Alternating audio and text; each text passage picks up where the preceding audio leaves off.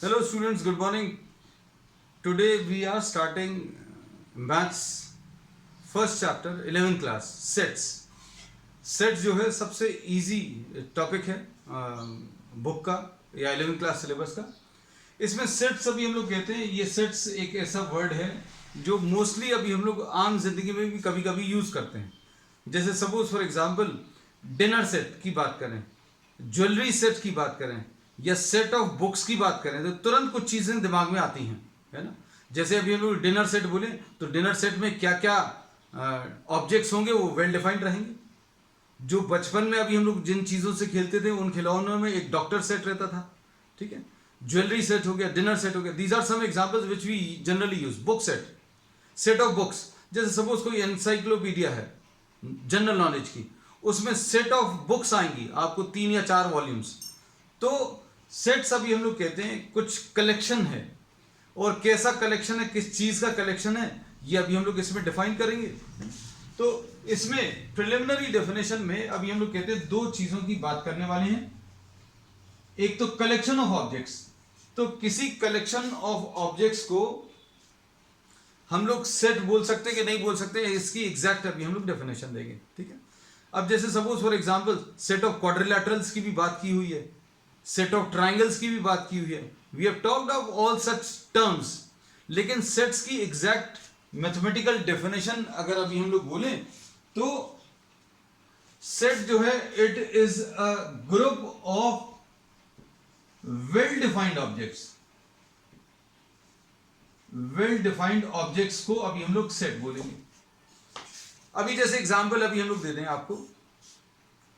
Suppose you are told to find out the names of good players of cricket of your class. आपको ऐसा बोल दिया जाए कि आपके स्कूल के, आपकी क्लास के अच्छे प्लेयर्स जो हैं क्रिकेट के वो निकाल कर लेकर आओ. तो ये वेल डिफाइंड नहीं होगा और इसको सेट नहीं बोलेंगे. क्यों? क्योंकि किसी स्टूडेंट के नाम पर, किसी एक पर्टिकुलर स्टूडेंट के नाम पर कुछ डिस्कशन हो सकता है कि वो अच्छा प्लेयर है कि नहीं. नहीं, उससे अच्छा प्लेयर तो वो है.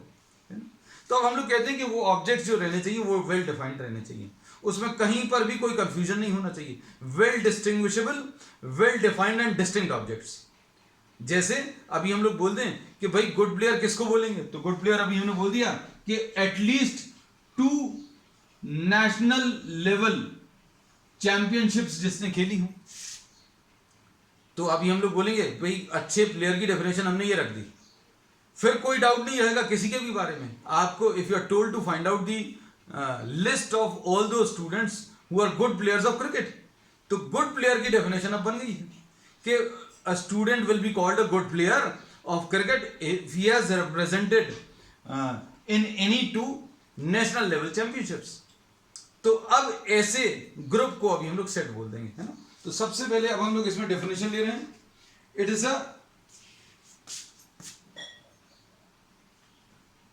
Is a collection of distinct and distinguishable objects. या फिर अभी हम लोग सिंपल तरीके से बोलें, this will be what. Distinguishable का मतलब क्या है? Well defined.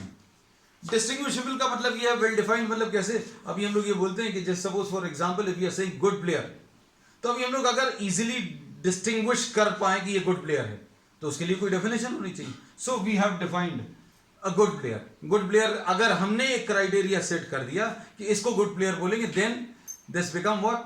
A distinguishable and well defined objects, ठीक है. अब इसमें अभी हम लोग कुछ एग्जांपल्स दे रहे हैं. सपोज अभी हम लोग बोलें अ group of what? Natural numbers less than 5. तो नेचुरल नंबर्स लेस देन 5, इसमें कहीं पर भी कोई भी डाउट नहीं होगा. क्या कोई भी डाउट नहीं होगा? अभी हम लोग बोलेंगे natural numbers less than 5, 1, 2, 3 and 4. तो ये वेल डिफाइंड है. इसमें कहीं पर भी किसी भी एलिमेंट के बारे में कोई भी डाउट नहीं है या डिस्कशन नहीं है कि ये इस पर्टिकुलर प्रॉपर्टी को सेटिस्फाई कर रहा है कि नहीं. तो अब हम लोग बोलेंगे set will be what? It will be a group of और a collection of objects which are distinct and distinguishable. Distinct हैं और डिस्टिंग्विशेबल है, मतलब नो ऑब्जेक्ट इज रिपीटेड, कोई भी ऑब्जेक्ट रिपीट नहीं होना चाहिए, और हर एक ऑब्जेक्ट कैसा रहना चाहिए, वेल डिफाइंड है। ऐसे जितने भी ऑब्जेक्ट्स का कलेक्शन है उसको अभी हम लोग सेट बोलने वाले हैं, ठीक है। अब इसमें अभी हम लोग बोलते हैं ये सेट जो भी अभी हम लोग डिफाइन करेंगे उसमें कुछ प्रॉपर्टी रहेगी, कुछ ना कुछ प्रॉपर्टी रहेगी जिसको वो सेटिस्फाई करेगा, और उस प्रॉपर्टी के बेसिस पर अभी हम लोग सेट की डेफिनेशन बना सकते हैं। अब इसमें अभी हम लोग ये कहते हैं कि किसी भी सेट को रिप्रेजेंट करने के लिए हम लोग कैपिटल लेटर्स का यूज करते हैं और ऐसे ब्रैकेट्स का यूज करते हैं, और इसमें अगर अभी हम लोग लिस्टिंग कर दें, जैसे सपोज फॉर एग्जांपल 1 2 3 एंड 4, तो जितने भी एलिमेंट्स हैं आप उनको लिखें और उनके बीच में कॉमा लगा दें, then this actual listing of all the elements will be represented by what, the capital letter A या फिर capital letter B या capital letter P। आप सेट्स को डिफाइन करने के लिए या डिनोट करने के लिए आप कैपिटल अल्फाबेट्स का यूज करते हैं, और इसके अंदर के जो एलिमेंट्स हैं उन एलिमेंट्स को डिफाइन करने के लिए आप स्मॉल लेटर्स का यूज करते हैं। कोई एलिमेंट, जैसे अब हम लोगों को यह पता चल गया कि भाई इस सेट ए के अंदर 4 एलिमेंट्स हैं, और कौन से 4 एलिमेंट्स हैं, 1 2 3 एंड 4। ऐसे बहुत सारे अभी हम लोग बना सकते हैं। Suppose B is another set, suppose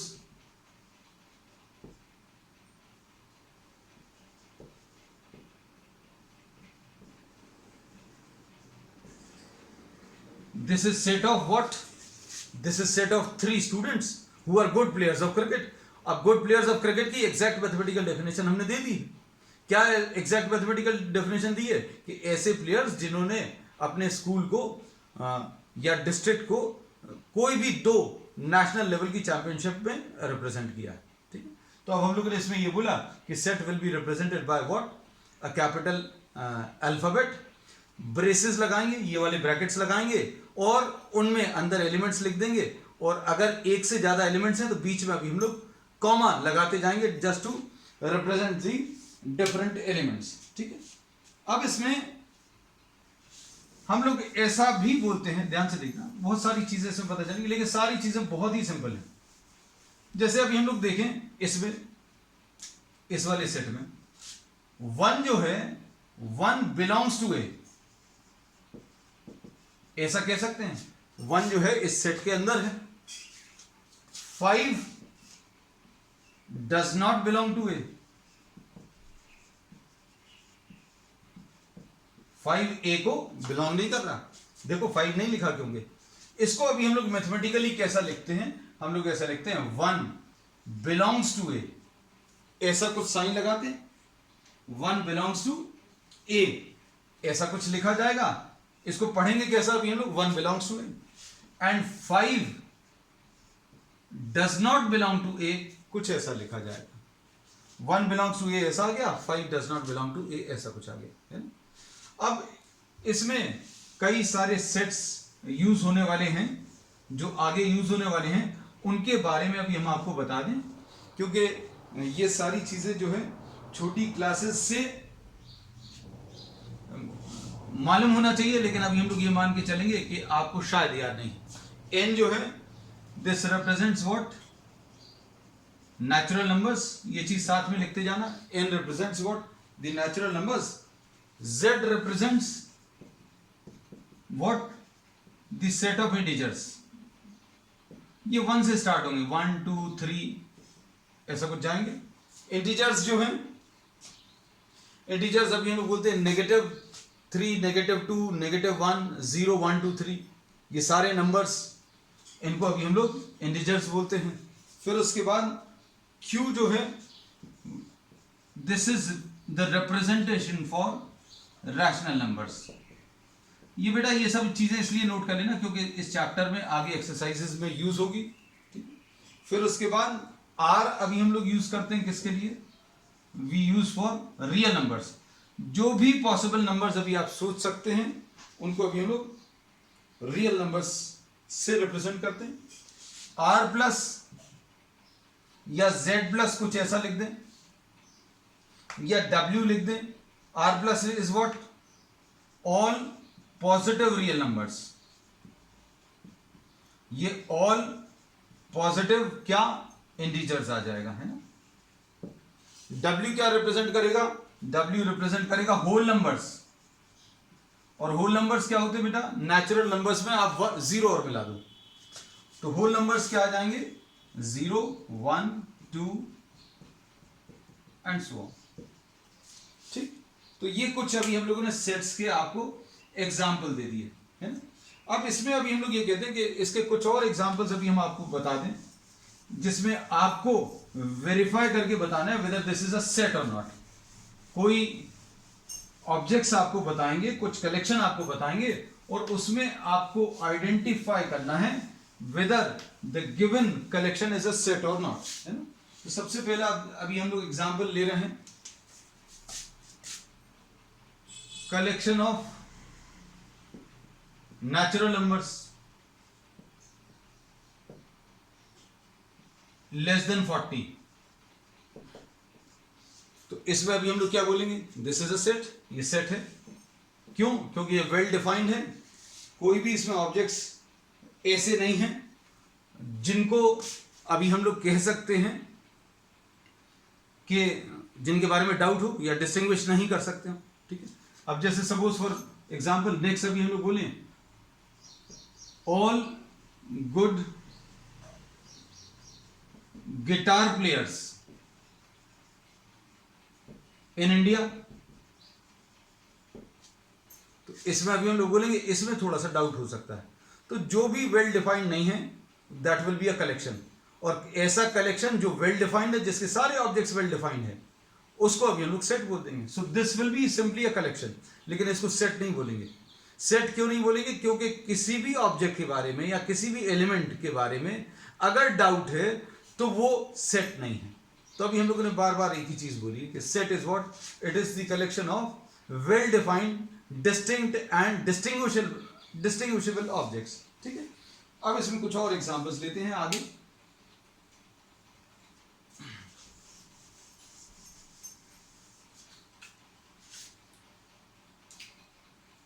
अब जैसे सपोज फॉर एग्जांपल आपको ऐसा बोल दिया जाए कि ऐसे मंथ्स का कलेक्शन बताइए जो जे से स्टार्ट हो रहा है, तो क्या ये सेट है?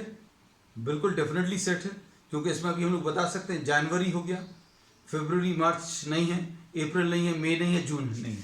तो January, June and July well defined object, this is a set. और सेट को कैसे रिप्रेजेंट करेंगे, ऐसा नहीं लिखेंगे हम लोग, इनको ब्रैकेट्स में लिखने वाले हैं, बीच में कॉमा लगा दिया and this is how we represent, ठीक। अब इसके बाद ये तो अभी हम लोगों ने बता दिया क्या कि सेट्स क्या होता है। तो इस पूरे डिस्कशन से आपको ये पता चल गया कि सेट जो है it is what, a collection of well defined objects. Object जो है वेल डिफाइंड रहने चाहिए। अब इनको रिप्रेजेंट करने के लिए अभी हम लोग दो टाइप के डिस्क्रिप्शन लेते हैं। One is the roster form, साथ में लिखते जाना बेटा जो चीज आपको ऐसी लगे, और दूसरी है set builder form. Roster form और सेट बिल्डर फॉर्म ये दो टाइप के डिस्क्रिप्शन है सेट के। रोस्टर फॉर्म में अभी हम लोग कहते हैं कि आप एक्चुअल लिस्टिंग करते हैं, जो अभी तक अभी हम लोगों ने किया है, दीज आर रोस्टर फॉर्म। इसको अभी हम लोग रोस्टर फॉर्म बोलते हैं। जैसे सपोज फॉर एग्जांपल अभी हम लोग अगर कोई सेट बनाए ऐसा कुछ 1 2 3 एंड 4,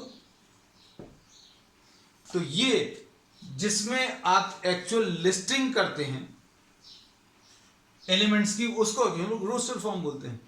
और कैसे डिस्क्राइब करते हैं वो अभी हमने आपको बता दिया।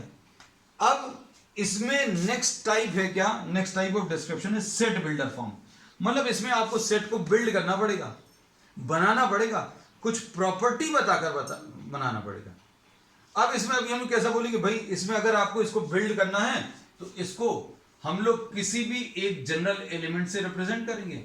सपोज अभी हमने बोल दिया भाई इन सबको अभी हमने बोल दिया x बोल दिया, और x कैसा है, ये जो सारे नंबर्स हैं वो कैसे हैं, ये नेचुरल नंबर्स को बिलोंग कर रहे हैं।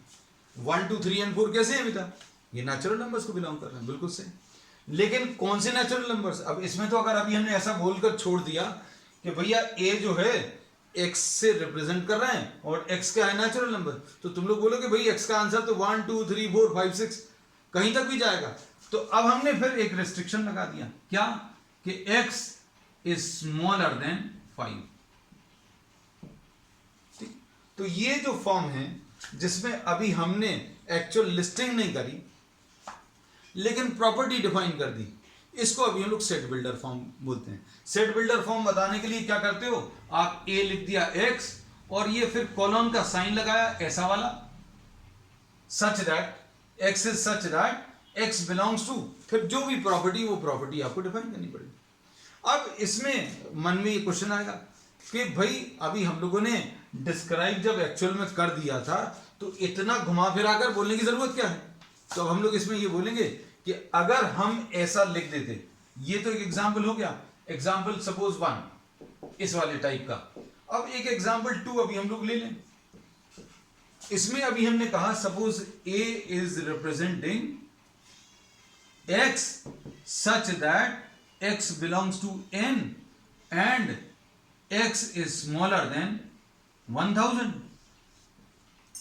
अब क्या करोगे, अगर आप लिखते बैठोगे कहां से, 1 से लिखना शुरू करोगे, क्योंकि इन्होंने क्या बोला, ये सेट क्या है, it belongs to a is equal to x belongs to n and x is smaller than 1000। इसका मतलब क्या है, x की वैल्यू 1 से शुरू करें, 1 2 3 4 लिखते चले जाएं, कहां तक लिखते चले जाएं, 999 तक, है ना। तो इसमें लिखने में समय लगेगा। तो अभी हम लोग ये कहते हैं कि ये सेट बिल्डर फॉर्म क्यों बनाया गया, तो सेट बिल्डर फॉर्म इसलिए बनाया गया कि अगर किसी सेट के नंबर ऑफ एलिमेंट्स बहुत ज्यादा हैं तो आपको क्या करना पड़ेगा, आपको कुछ प्रॉपर्टी डिफाइन करनी पड़ेगी, है ना। अब जैसे सपोज फॉर एग्जांपल अभी हमने आपको ये बोला कि भाई आपके स्कूल में 12th क्लास में कितने लोग पहले अटेम्प्ट में पास हो गए, उनका सेट बनाओ। तो भाई 1 साल का अगर है तो आप तुरंत तैयार हो जाओगे, 40-50 स्टूडेंट्स या जो भी नंबर ऑफ स्टूडेंट्स पास हुए उनकी आपने लिस्टिंग कर दी।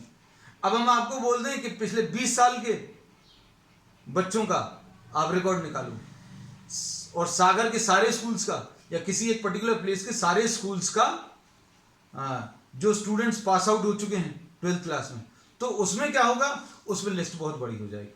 तो ऐसे बड़े सेट्स को रिप्रेजेंट करने के लिए अभी हम लोग किसका यूज करते हैं, सेट बिल्डर फॉर्म का यूज करते हैं। और सेट बिल्डर फॉर्म में लिखते कैसे हैं, a is defined by x और फिर x की फिर जो प्रॉपर्टीज होंगी वो प्रॉपर्टीज को अभी हम लोग लिखते चले जाएंगे, है ना। अब इसमें देखो एग्जाम्पल के लिए अभी हम आपको कुछ एग्जाम्पल्स ले रहे हैं।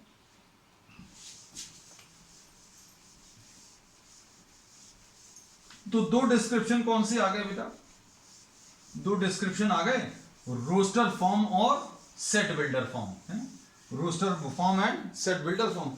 अब इसमें सबसे पहला जो अभी हम लोग ले रहे हैं example,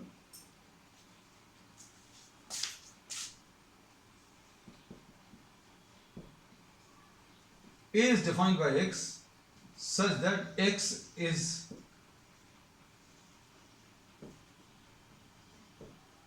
a divisor of 12 and x belongs to natural numbers,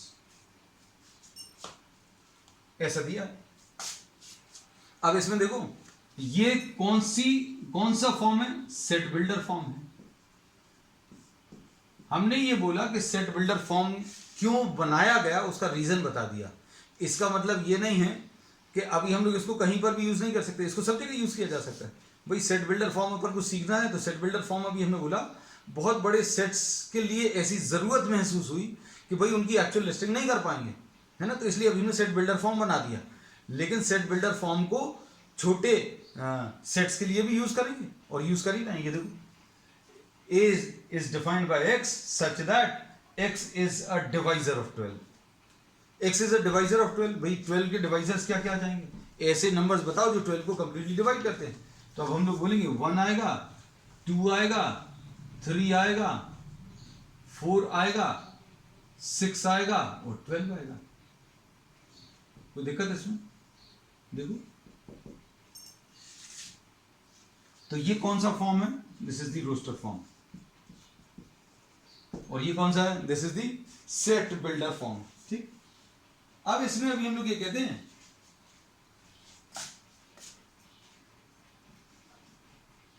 suppose एक और एग्जाम्पल, बहुत सारे एग्जाम्पल्स लेंगे ताकि आपको सारी चीजें क्लियर हो जाए। A is defined by X such that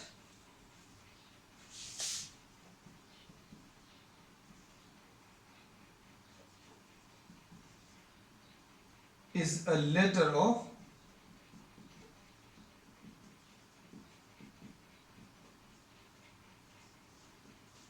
what? Mathematics। अब इसमें अभी हम लोग बोलेंगे ये क्या हो गया बेटा?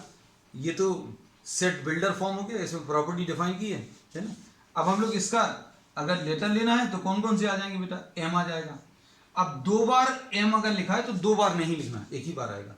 The elements are not to be repeated, ये ध्यान रखना है ना। अब इसके बाद नेक्स्ट देखो, नेक्स्ट इसमें ए है, एम हो गया, काट दे रहे हम ताकि कुछ छूटे नहीं। ए 2 बार है, ए लिख लिया। फिर उसके बाद टी हो गया, फिर एच ई आई सी और एस, याद? तो ये क्या है? ये रोस्टर फॉर्म है मैथमेटिक्स का, है ना। अब हम लोगों ने इसमें क्या किया? इसमें पहले तो प्रॉपर्टी से डिफाइन किया और फिर उसके बाद अभी हम लोगों ने एक्चुअल लिस्टिंग कर दी। ठीक है, तो so this is what the roster form.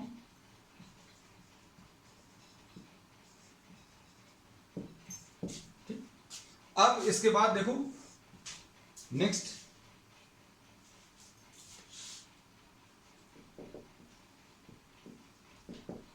A is defined by X such that X is equal to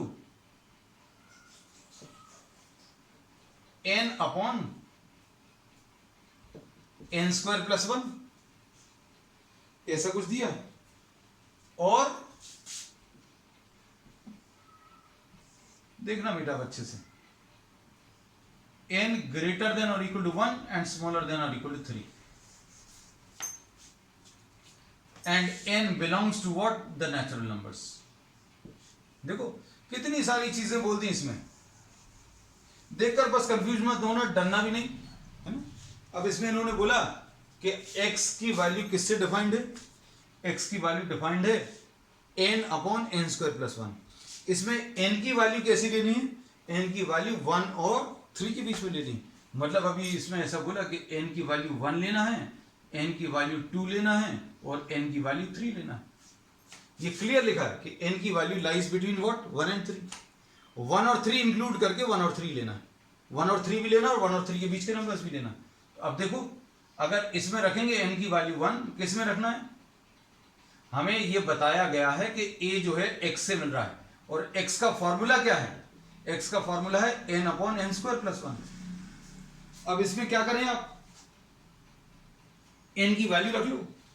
n की वैल्यू अगर आपने रखी 1 तो कितना आ जाएगा? 1 अपॉन 1 स्क्वायर प्लस 1, मतलब 1 अपॉन 1 प्लस 1 यानी कि 1 अपॉन 2 आ जाएगा।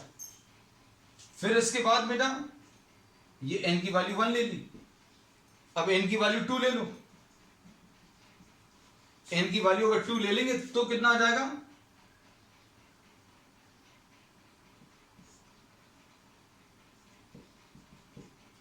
टू स्क्वायर प्लस 1 और 1 अपॉन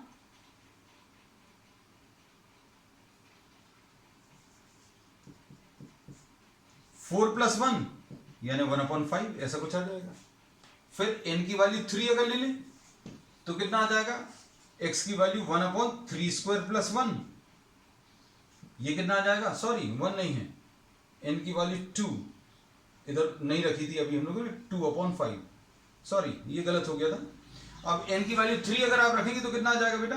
n की वैल्यू 3 अगर आपने रखी तो 3 अपॉन इसमें रखना है 3/3 स्क्वायर प्लस 1 यानी 3/9 प्लस 1 यानी कितना आ जाएगा 3/10।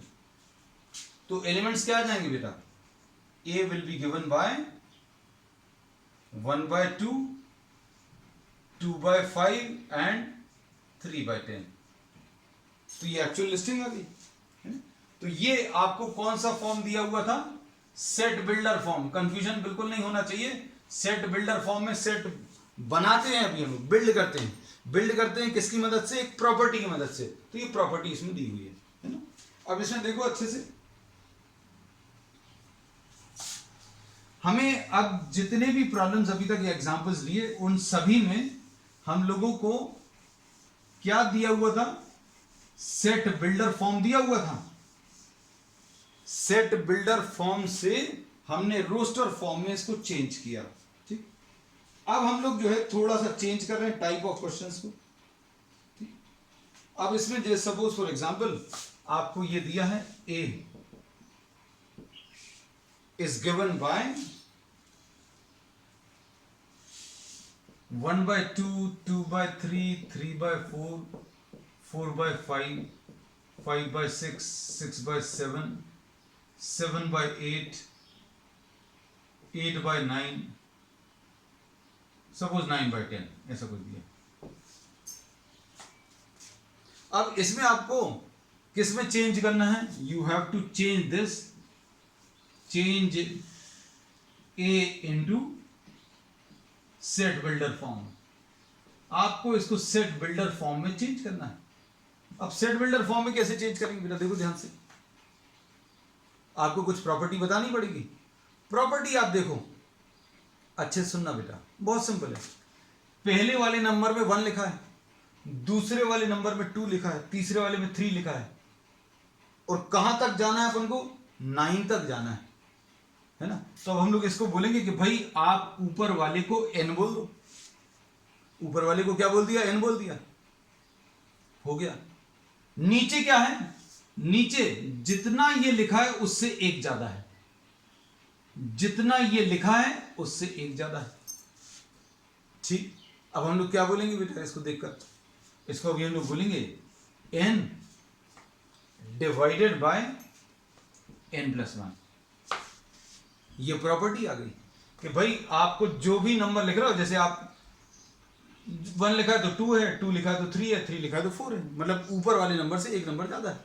और ऊपर वाले नंबर के बारे में बता ही दिया, पहले में 1 है, दूसरे में 2 है, तीसरे में 3 है, तो 5th वाले में 5 होगा, 7th वाले में 7 होगा, ऐसे ही है ना। 1 2 3 4 5 6 7, देखो 7th वाले में 7 है। अब इसको कैसा लिख देते भैया, इसको ऐसा लिख देते, a is given by x such that x is equal to n/n+1। ठीक है, और n कहां से कहां तक लेना है, n की वैल्यू अपन को लेनी है कहां से, ग्रेटर देन और इक्वल टू 1, 1 से स्टार्ट करना है और कहां तक जाना है, 9 तक जाना है। और n किसको बिलोंग कर रहा है, नेचुरल नंबर्स को, है ना। तो आपको जो है इस फॉर्म में लिखना आना चाहिए, है ना बेटा। अब जैसे देखो बेटा, ध्यान से देखना, 2 3 5 7 11 13 17 19, सपोज ये नंबर्स दिए हैं। अब इसको सेट बिल्डर फॉर्म में बताना है, मतलब आपको कुछ प्रॉपर्टी बतानी, आपको मतलब कुछ ऐसा ढूंढना पड़ेगा जो इन सभी को सेटिस्फाई कर रहा हो। तो देखो कुछ पैटर्न है क्या, यहां पर तो 1 का डिफरेंस है, अगर ऐसा कुछ करने की कोशिश करें तो 2 और 3 के बीच में 1 का डिफरेंस है, 3 और 5 के बीच में 2 का डिफरेंस है, 5 और 7 के बीच में 2 का डिफरेंस है, अब 7 और 11 के बीच में 4 का डिफरेंस है। तो मतलब ये डिफरेंस वाली चीज तो नहीं आ रही है ना। अब इसमें देखो थोड़ा सा ध्यान दोगे तो आपको समझ में आएगा, ये सारे प्राइम नंबर्स हैं। प्राइम नंबर्स कौन से होते हैं, ऐसे numbers which are divisible by 1 and itself, और कोई नंबर इसको डिवाइड नहीं करता। आप देखो ये नंबर जो है, ये नंबर 1 से डिविजिबल होगा और 11 से डिविजिबल होगा, ये 13 1 से 11 1 से डिविजिबल होगा या 13 से। तो अब हम लोग इसको कैसा बोलेंगे कि ये सारे प्राइम नंबर्स हैं। अब ये सारे प्राइम नंबर्स तो नहीं, अगर हम ऐसा लिख दें तो कुछ गलत हो जाएगा। जैसे अभी हम बोलें कि is defined by x such that x is a prime number, तो क्या इतने से हो जाएगा? नहीं, वो तो कोई आगे जाकर बोलेगा 23 भी है, तो कहले 23 नहीं लिखना, आपने तो रोका ही नहीं है। रोकना कहां पर है? 20 से कम पर। तो अब हम लोग इसको कैसा लिख सकते हैं? x is a prime number and x is smaller then 20। ठीक है, समझ आ गया? तो इसको लिखने के कई सारे तरीके हो सकते हैं। x स्मॉलर देन आप 21 भी लिख दोगे तो भी आंसर यही आएगा, है ना, क्योंकि प्राइम नंबर है। प्राइम नंबर 21 से छोटा, आप इधर 22 भी लिख दोगे तो भी यही आंसर आएगा। क्यों? क्योंकि प्राइम नंबर 22 से छोटा कहां तक आएगा बेटा? 19 तक ही आएगा। 20 तो प्राइम नंबर नहीं है, 21 भी नहीं है, 22 भी नहीं है। हाँ, 23 एक प्राइम नंबर है, तो क्या इधर 23 लिख सकते हैं? तो हाँ लिख सकते हैं, 23 से छोटा चाहिए, 23 नहीं चाहिए, है ना। तो हम ये बोल रहे हैं कि सेट बिल्डर फॉर्म में भी आप एक ही क्वेश्चन के अलग अलग टाइप के आंसर्स हो सकते हैं, लिखने का तरीका। लेकिन हाँ, एक कोई कॉमन प्रॉपर्टी आपको सभी प्रॉब्लम्स में ढूंढनी पड़ेगी, है ना। अब देखो इसमें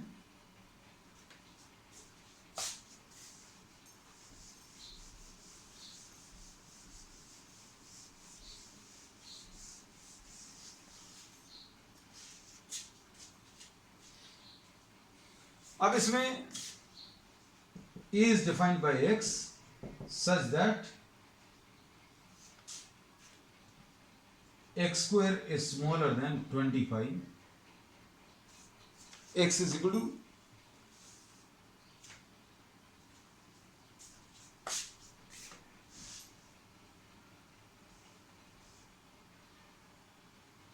या इसको ऐसा लिख देना such that x is equal to n square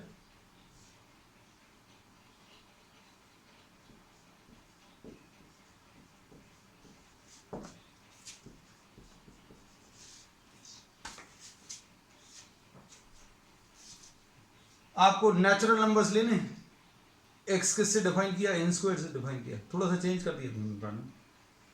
अब नेचुरल नंबर्स कौन से ले सकते हो? 1।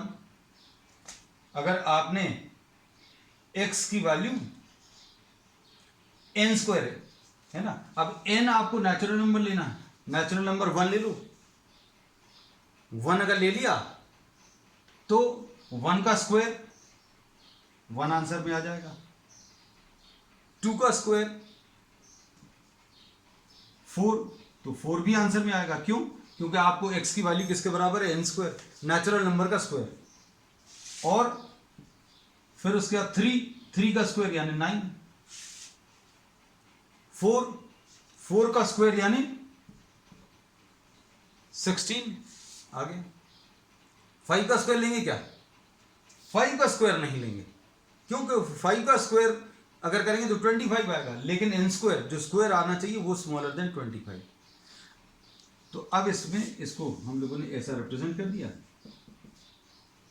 सो this is representing what?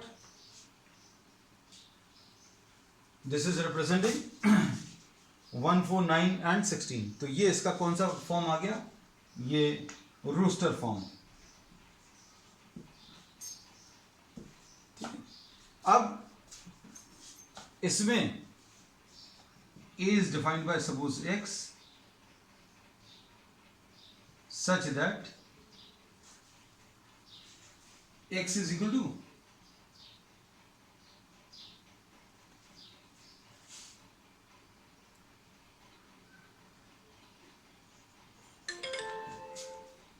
2n plus 1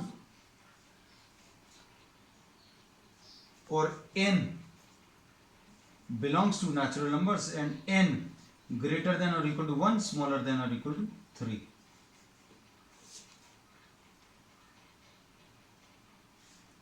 अब इसमें क्या आएगा? x की वैल्यू 1 रख लो। x की वैल्यू 1 अगर रखेंगे तो कितना आ जाएगा बेटा? ये 3 में कन्वर्ट हो जाएगा। फिर n की वैल्यू 2 रख लो तो किस में कन्वर्ट हो जाएगा, 5 में कन्वर्ट हो जाएगा।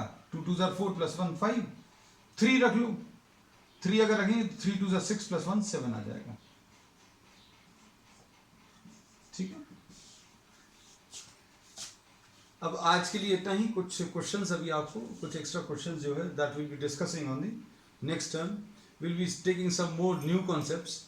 आज सिर्फ अभी हम लोग ने सेट्स क्या होता है डिफाइन किया है, ठीक है, और सेट को कैसे डिस्क्राइब करते हैं, 2 फॉर्म्स लिए हैं, और उसी फॉर्म को रोस्टर फॉर्म और डिस्क्रिप्शन, सॉरी रोस्टर फॉर्म और सेट बिल्डर फॉर्म, इसके अभी हम लोगों ने कुछ एग्जांपल्स किए हैं। ठीक है, चलिए दैट्स ऑल फॉर टुडे।